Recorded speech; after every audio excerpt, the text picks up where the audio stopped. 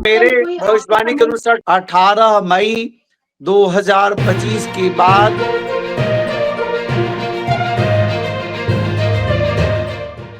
22 अप्रैल 2025 भारत के लिए एक ऐसी तारीख बन गई जो इतिहास में गहरे घाव छोड़ गई। जम्मू कश्मीर के पहलगाम में हुए एक क्रूर और निर्दयी आतंकी हमले ने देश को हिलाकर रख दिया। यह मामला सिर्फ सुरक्षा की चूक नहीं था, बल्कि एक ऐसी आग की चिंगारी था जिसने भारत और पाकिस्तान के बीच पहले से तनावपूर्ण माहौल को भड़काया। पर इस घटना के बाद एक और तारीख चर्चा में आई, 18 मई। अचानक ये तारीख हर जगह सुनाई देने लगी। सवाल उठने लगे कि आखिर 18 मई क्या है? क्या भारत और पाकिस्तान के बीच कोई खास वार्ता होगी या फिर 18 मई को कोई नया युद्ध शुरू होने की शुरुआत है? ये कहानी है उस 18 मई की, उसकी पृष्ठभूमि, उससे पहले ही घटनाओं और एक ऐसे ज्योतिष आचार्य की भविष्यवाणी की जिसने इस तारीख को लेकर एक बड़ा दावा किया। 22 अप्रैल का हमला, एक दिन जिसने सब कुछ बदल दिया। 22 अप्रैल 2025 की सुबह जब पहलगाम के लोग अपनी दिनचर्या में व्यस्त थे, आतंकवादियों ने बेरहमी से हमला कर दिया। इस हमले में कई निर्दोष नागरिक मारे गए। यह हमला सिर्फ आतंकवाद का हमला नहीं था, बल्कि एक राजनीतिक संदेश भी था। सरकार ने इस हमले को एक बड़ी सुरक्षा चूक बताया और तत्काल जवाबी कार्यवाही का आश्वासन दिया। लेकिन इसके बाद दोनों देशों के बीच पहले से ही खराब रिश्ते और भी तनावपूर्ण हो गए। सरकार की रिपोर्ट के अनुसार इस हमले के पीछे पाकिस्तान समर्थित आतंकी संगठन थे जो भारत की आंतरिक सुरक्षा को कमजोर करना चाहते थे। 7 मई से शुरू हुई 80 घंटे की भीषण जंग। 22 अप्रैल के हमले के बाद दोनों देशों की सेनाएं सतर्क हो गई, लेकिन 7 मई को सीमा पर अचानक तनाव इतना बढ़ गया कि दोनों पक्षों के बीच 80 घंटे तक लगातार लड़ाई चली। यह लड़ाई छोटे टकराव से कहीं अधिक गंभीर थी। सीमा पर तोपखाने की गड़गड़ाहट, हवाई हमले और पैदल सैनिकों के बीच संघर्ष ने क्षेत्र को युद्ध क्षेत्र बना दिया। 80 घंटे की इस जंग में कई जवान शहीद हुए। दोनों देशों के नेताओं ने कड़ी सुरक्षा व्यवस्था के निर्देश दिए। आचार्य शैलेश की भविष्यवाणी, ज्योतिषीय दृष्टि से 18 मई ऐसे समय में जब पूरा देश तनाव में था, आचार्य शैलेश के नाम एक ज्योतिष आचार्य ने वीडियो जारी किया। उन्होंने कहा कि 22 अप्रैल के बाद ग्रहों की चाल भारत पाकिस्तान संबंधों में बड़े बदलाव का संकेत दे रही है। उनके मुताबिक 18 मई को ग्रहों की स्थिति इतनी महत्वपूर्ण होगी कि इस दिन या तो शांति की दिशा में कदम बढ़ेंगे या युद्ध की आग भड़क जाएगी। उन्होंने कहा, ग्रह दशा के अनुसार 18 मई को भारत पाकिस्तान के बीच कोई बड़ा राजनीतिक या सैन्य फैसला हो सकता है। ये तारीख इसलिए महत्वपूर्ण है क्योंकि तब तक सभी पक्ष अपनी रणनीति अंतिम रूप दे चुके होंगे। 18 मई को लेकर बढ़ती आशंकाएं और सवाल। जैसे जैसे 18 मई नज़दीक आई, सवाल उठने लगे कि आखिर इस दिन क्या होने वाला है। पत्रकारों ने अधिकारियों से सवाल किए, क्या यह कोई शांति वार्ता की तारीख है? क्या भारत फिर से युद्ध की ओर बढ़ रहा है? सोशल मीडिया पर भी 18 मई को लेकर तरह तरह की अफवाहें फैलने लगी। कई लोग इसे नई जंग की शुरुआत समझ रहे थे तो कुछ शांति की उम्मीद जता रहे थे। अंतर्राष्ट्रीय मीडिया भी इस दिन को लेकर सचेत थी। कई विदेश अखबारों और चैनलों ने इस तारीख पर भारत पाकिस्तान के तनाव की रिपोर्ट जारी की। भारत सरकार और विदेश मंत्रालय की प्रतिक्रिया। भारत सरकार ने इस पूरे मामले को शांत करने की कोशिश की। विदेश मंत्रालय ने कहा कि भारत शांति चाहता है, लेकिन देश की सुरक्षा सर्वोपरि है। उन्होंने पाकिस्तान से आतंकवाद के खिलाफ ठोस कदम उठाने का आग्रह किया। सरकार ने स्पष्ट किया कि 18 मई को कोई युद्ध विराम वार्ता या कोई सैन्य कार्रवाई पहले से तय नहीं है, पर देश की सुरक्षा के लिए हर स्थिति के लिए तैयार है। सोशल मीडिया पर 18 मई की चर्चा। सोशल मीडिया पर 18 मई को लेकर बहस तेज हो गई। ट्विटर, फेसबुक, इंस्टाग्राम जैसे प्लेटफॉर्म पर लोग अलग अलग राय व्यक्त कर रहे थे। कुछ यूजर्स ने आचार्य शैलेश की भविष्यवाणी को सही साबित होने वाला बताया, तो कई लोग इसे प्रोपेगेंडा करार दे रहे थे। युवा वर्ग में खासतौर पर 18 मई को लेकर चिंता दिख रही थी। कई लोग डर रहे थे कि कहीं फिर से युद्ध की जंग शुरू ना हो जाए। अंतर्राष्ट्रीय दबाव और शांति प्रयास। अंतर्राष्ट्रीय स्तर पर भी इस तनाव को कम करने की कोशिशें तेज हुई। संयुक्त राष्ट्र, अमेरिका, रूस और चीन जैसे बड़े देश भारत पाकिस्तान को संयम बरतने और वार्ता के लिए प्रेरित कर रहे थे। विश्व बैंक, IMF जैसे आर्थिक संस्थान भी दोनों देशों को शांति का आग्रह कर रहे थे ताकि क्षेत्रीय विकास प्रभावित ना हो। क्या 18 मई एक नई शुरुआत है? 18 मई 2025 ने भारत पाकिस्तान के बीच एक नया दौर शुरू किया, चाहे शांति हो या संघर्ष। ये तारीख इतिहास में दर्ज हो गई है। आचार्य शैलेश की भविष्यवाणी और असली घटनाक्रम ने यह साबित कर दिया है कि ज्योतिष और राजनीति कभी कभी एक दूसरे से कितने जुड़े होते हैं। देशवासियों की आशा है कि आने वाला समय शांति और विकास लेकर आए। दोस्तों नमस्कार, मैं हूँ रोमा और आप देख रहे हैं न्यूज नचा।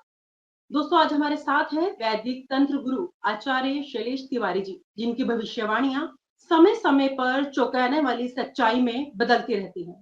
पूरी दुनिया में यही चर्चा हो रही है कि क्या भारत और पाकिस्तान का युद्ध होने वाला है।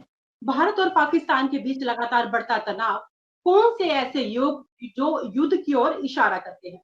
भारत का आने वाला समय कैसा होगा, इन तमाम जानकारी देने के लिए हमारे साथ इस समय मौजूद है वैदिक तंत्र गुरु आचार्य शैलेश तिवारी जी। आचार्य जी नमस्कार, स्वागत है आपका आज के प्रोग्राम में। हरे कृष्णा, हरे कृष्णा। जी, मेरा जो सभी के जहन में एक सवाल चल रहा है, आज मेरा भी वही सवाल है कि वर्तमान में ग्रहों की स्थिति को देखकर क्या कोई ऐसा योग बन रहा है जो भारत और पाकिस्तान के बीच संघर्ष या युद्ध की आशंका जताता हो? देखिए, अगर हम बात करें अभी के प्लानिटरी पोजीशंस की बात करें, ग्रहों का स्थिति को बात करें, जी, तो चंद्रमा और मंगल कर्क राशि में है, राहु बुध शुक्र और शनि जो है वह मीन राशि में है, सूर्य मेष राशि में है, गुरु बृहस्पति वृषभ राशि में है और गुरु बृहस्पति जो है इसी महीने गुरु बृहस्पति जो है वह वृषभ राशि से 13 मई तक जो है वृषभ राशि में रहेंगे और वृषभ राशि से 14 मई को बृहस्पति देव परिवर्तन करेंगे और रात 11:20 पर वृषभ राशि से निकलकर मिथुन राशि में गोचर करेंगे।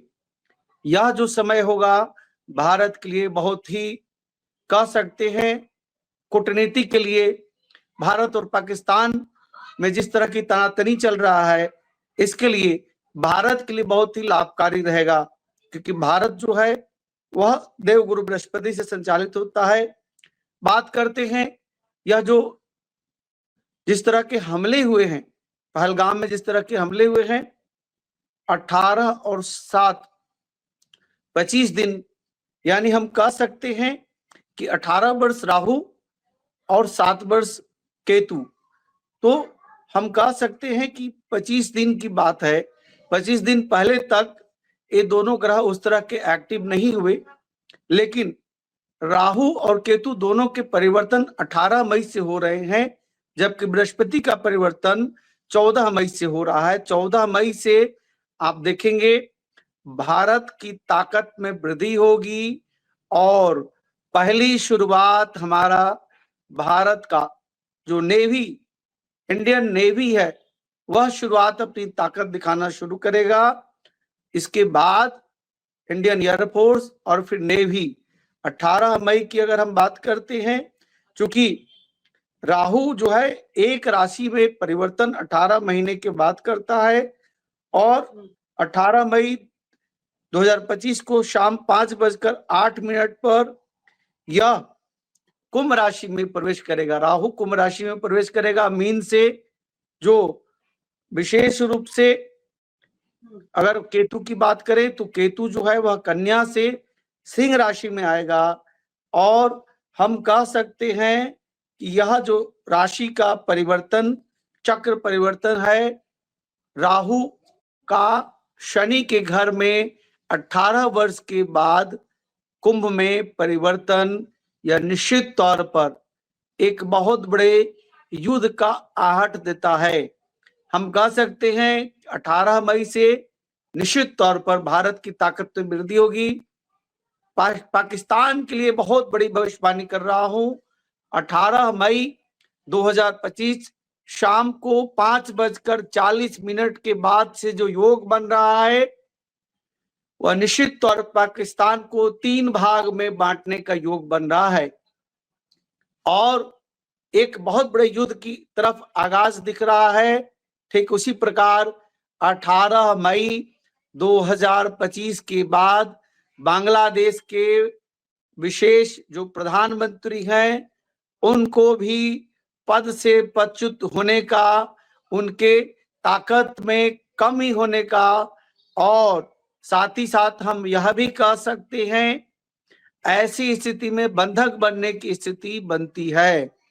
हम बहुत बड़ी भविष्यवाणी कर रहे हैं 18 मई के बाद जिस तरह राहु का परिवर्तन होगा, केतु का परिवर्तन होगा, और चूंकि तुला लग्न की कुंडली भारत की है, और जो 15 अगस्त सन 1947 की रात्रि 12 बजे की जो कुंडली बनती है, तुला लग्न की कुंडली बनती है, और लग्न में केतु और सप्तम के राहु यह सिद्ध करते हैं कि भारत महाशक्ति के रूप में दुनिया के सभी देशों की रजामंदी के साथ पाकिस्तान को 3 टुकड़े करेगा, और साथ ही साथ बांग्लादेश के प्रधानमंत्री को उनके पद से विमुख करेगा। यह हमारी भविष्यवाणी है। इसके साथ ही साथ हम यह कह सकते हैं कि यह भविष्यवाणी नरेंद्र मोदी जी की कुंडली देखें, वृश्चिक लग्न की कुंडली है, और 17 सितंबर 1950 की कुंडली है। 11:50 गुजरात के मेहसाना वडनगर क्षेत्र में उनका जन्म स्थान है, और उनकी कुंडली में रोचक पंच महापुरुष योग बनता है। यही प्रकार का योग देश की पूर्व प्रधानमंत्री स्वर्गीय इंदिरा गांधी जी की कुंडली में बना था, और इंदिरा गांधी जी ने 1971 में पूर्वी पाकिस्तान और पश्चिमी पाकिस्तान को 2 पार्ट में बदल दिया था। एक बांग्लादेश बन गया था और एक पाकिस्तान अलग हो गया था। ठीक उसी प्रकार पीओके भारत का निश्चित तौर पर आने वाले समय में हिस्सा होगा, और पीओके के अलावा 2 पार्ट और, यानी पाकिस्तान 3 भागों में विभक्त होगा। पाकिस्तान की आर्थिक स्थिति बद से बदतर होगी, और इसके साथ ही साथ पाकिस्तान जिस तरह से, चूंकि राहु का परिवर्तन जो देता है, और जिस तरह का घटना पहलगाम में हुआ है, पहलगाम की घटना पर एक बार हम कुंडली देख लेते हैं। तो कुल मिलाकर आपने कह दिया है कि 18 मई के बाद युद्ध होने की पूरी पूरी संभावना है, या आपने भविष्यवाणी कर दी है इस समय? बिल्कुल बिल्कुल, और भारत को विजय प्राप्त होगा, निश्चित तौर पर भारत को विजय प्राप्त होगा। जो घटना 22 तारीख को 22 अप्रैल को घटा है, उसका स्वामी योग 4 आता है, 4 अंक का स्वामी राहु है। इसलिए हम बता रहे हैं कि उसका दुष्परिणाम यह होगा, जैसे राहु का परिवर्तन होगा और केतु जैसे कन्या से सिंह राशि में आएंगे, निश्चित तौर पर पाकिस्तान को उसका किए की सजा भुगतना पड़ेगा, और देश के प्रधानमंत्री नरेंद्र मोदी जी एक नया इतिहास रचेंगे। 22 अप्रैल 2025 टोटल योग 8 आता है, जिसका स्वामी शनि है, और शनि अभी देवगुरु बृहस्पति की राशि मीन राशि में है, और मीन राशि में होने के कारण बृहस्पति शनि इतने मजबूत हैं कि भारत को निश्चित तौर पर विजय प्राप्ति होगा। भारत चारों दिशाओं से, आर्थिक रूप से, सामाजिक रूप से, राजनीतिक रूप से, भौगोलिक रूप से, सब चारों तरफ से घेर करके 18 मई के बाद जो योग शुरू होगा वह पाकिस्तान के लिए बहुत ही बुरा समय शुरू होगा, और भारत को विजय प्राप्त होगा। यह युद्ध जो है यह 3 से 5 दिवस के लिए होगा, और यह कभी भी हो सकता है। मैं यह नहीं कह रहा हूं कि 18 मई की रात्रि में ही होगा, लेकिन एक बहुत बड़ा स्ट्राइक होगा जिससे पाकिस्तान निश्चित तौर पर अपना वजूद, अपना अस्तित्व को खो देगा। जी, आपने मतलब कुल मिलाकर कहा जो 1971 में हुआ था इंदिरा जी के टाइम पे, वही चीज दोबारा से रिपीट होने जा रही है, और 18 मई के बाद जो युद्ध होता है वो भारत को विजय दिलाएगा और पाकिस्तान के 3 टुकड़े होंगे। बिल्कुल जी, मेरा अगला सवाल आपसे ये है, क्या आने वाले 1-2 साल वर्षों में भारत की सुरक्षा को लेकर कोई बड़ा खतरा या कोई सैन्य टकराव दिखाई दे रहा है आपको कुंडली में? देखिए, भारत अभी पूरे विश्व स्तर पर कूटनीतिक तौर पर देखें तो भारत की स्थिति दिन प्रतिदिन मजबूत होगी। 2025 का योग जो है वह 9 है, जिसके स्वामी मंगल हैं, और देश की मुखिया नरेंद्र मोदी जी की कुंडली वृश्चिक लग्न की है, और लग्न में उनके मंगल और चंद्रमा बैठे हुए हैं। राशि भी उनकी वृश्चिक है। 2025 में भारत के ऊपर कोई ऐसा, मैं कह सकता हूं कि कोई राजनीतिक संकट या कोई ऐसी बड़ी आपदा नहीं दिखता दूसरे देशों के आधार पर। लेकिन मैं इतना जरूर कह सकता हूं कि आने वाला समय में भारत में निश्चित तौर पर भूकंप से परेशानी होगी। मेरा अगला सवाल आपसे यह है कि जो आने वाले समय में अगर भारत की कुंडली और पाकिस्तान की कुंडली के आपसी संबंधों को देखते हुए क्या दोनों देशों के बीच स्थायी शांति संभव है या टकराव निश्चित है, जैसे आपने भविष्यवाणी कर दी? कोई 1-2 देखिए, मेरे कोई आपसी भविष्यवाणी के संबंध? अनुसार टकराव निश्चित है। दोनों देशों में किसी भी तरह का कोई दोस्ताना, किसी भी तरह का मिठास अभी नहीं दिखता है, और जब यह 3 पार्ट में हो जाएगा तब कुछ हो सकता है, लेकिन अभी कुछ मुझे वैसा नहीं दिखता। जी।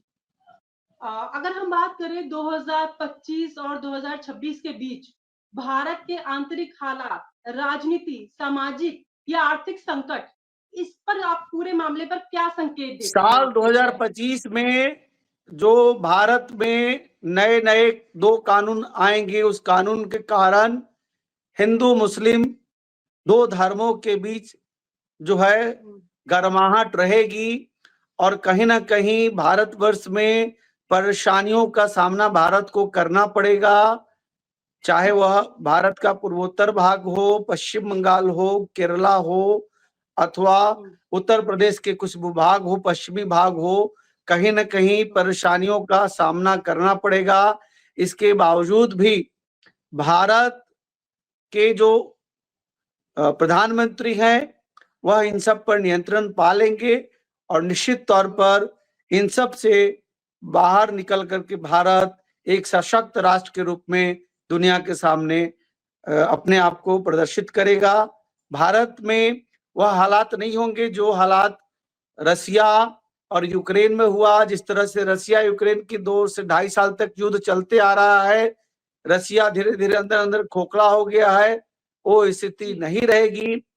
भारत पूरी बुद्धिमत्ता के साथ और पूरी दुनिया के लोगों को अपने पक्ष में लेकर के ऐसा वार करेगा कि बहुत बड़े जनमानस की हानि न करते हुए विजय प्राप्त कर लेगा। पाकिस्तान को टुकड़े करके निश्चित तौर पर भारत विजय को प्राप्त करेगा।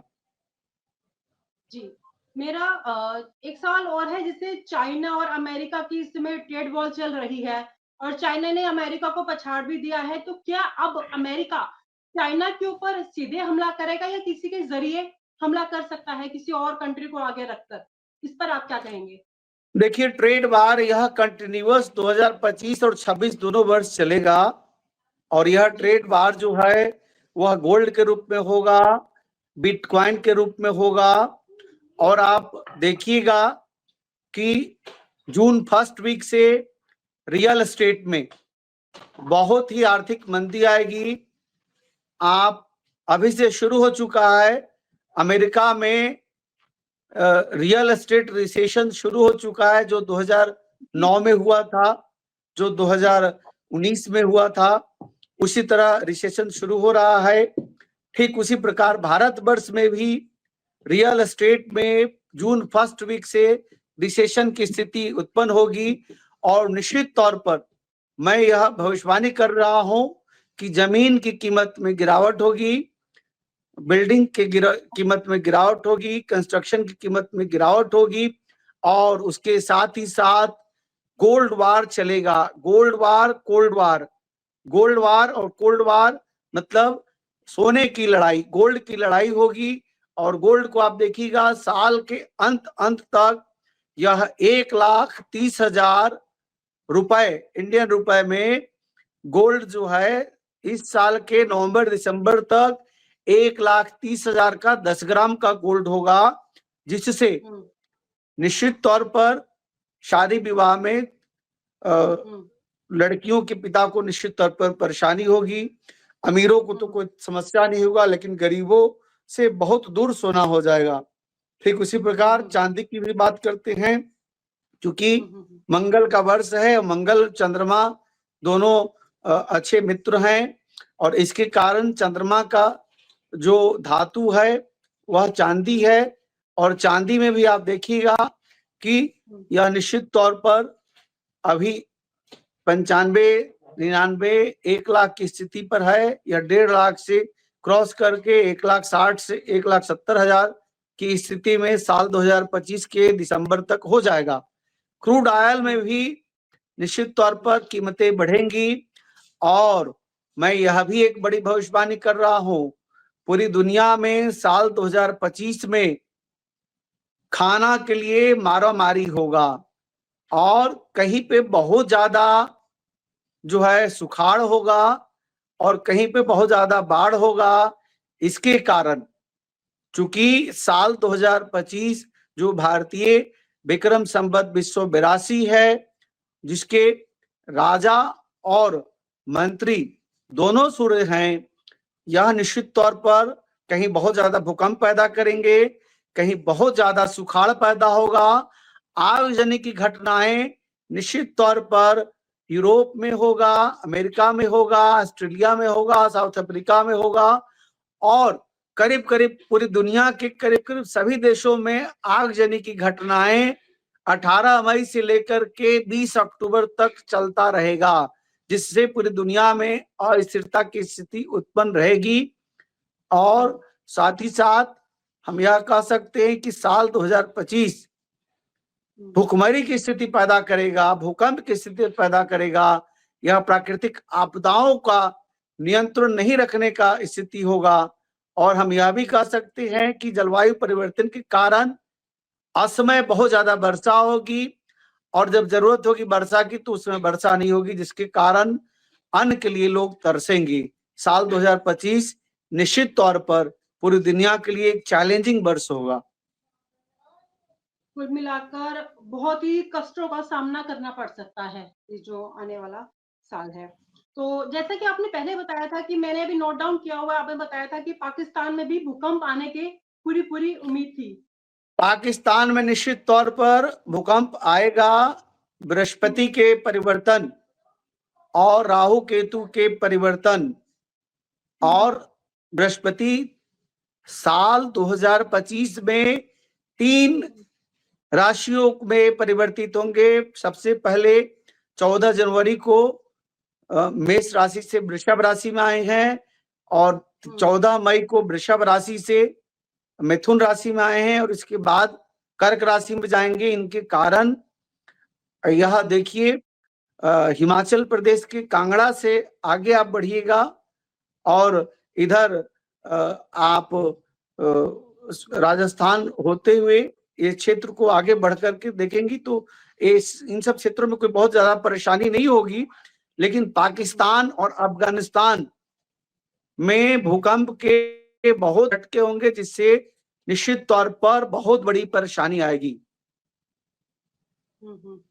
जी, तो आचार्य जी, इसके अलावा आपको क्या-क्या लगता है, कौन-कौन से बड़े बदलाव होने की आशंका है देश में? देखिए, देश में 2 कानून आएंगे। एक तो कानून जो अभी आप वक्फ बोर्ड के कानून आपने देखा है, इसमें मेरे कैलकुलेशन से केंद्र सरकार इसमें विजय को प्राप्त कर लेगा। इसके अलावा आने वाले समय में बहुत जल्द आप देखिएगा जनसंख्या नियंत्रण का भी कानून आएगा।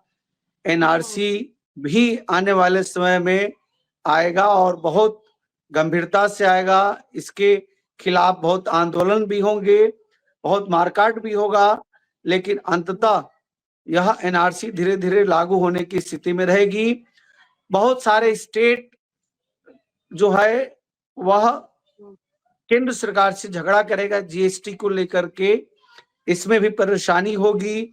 और साल 2026 के 15 फरवरी के बाद जो पश्चिम बंगाल की मुख्यमंत्री माननीय ममता बनर्जी दीदी हैं, उनके सत्ता शासन में परिवर्तन होगा, उनको परेशानी आएगी, पहले भी मैं कह चुका हूं।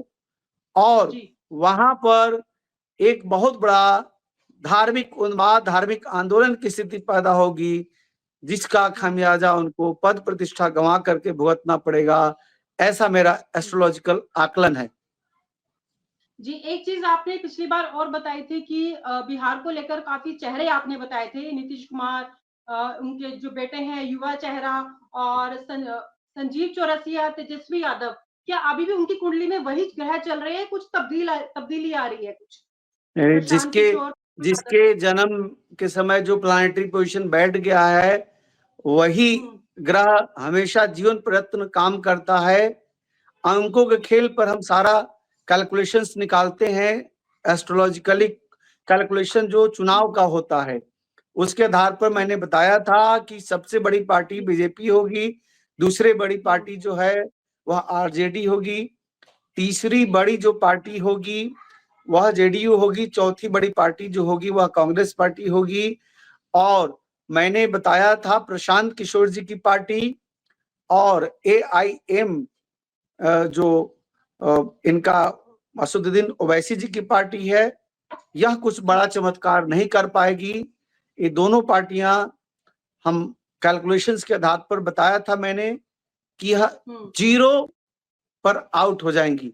उसके साथ साथ एक और नए IPS ऑफिसर आए हैं, उन्होंने भी एक नई पार्टी बनाया है।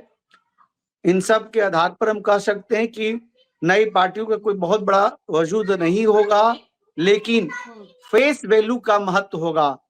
अगर कोई व्यक्ति का व्यक्तित्व बहुत बड़ा है, वह समाज में बहुत बड़ा अगुवा रहा है, तो वह निश्चित तौर पर जीत कर के आएगा, जिससे एक राजनीति में एक नई परिपाटी शुरू होगी। और हम यह भी कह सकते हैं कि आने वाले समय में जिस प्रकार से, मैं आपको एक भविष्यवाणी कर देता हूं कि अभी पवन सिंह नाम के एक सिंगर हैं भोजपुरी के, उन्होंने चुनाव लड़ा था और चुनाव में उन्होंने हार का सामना करना पड़ा था।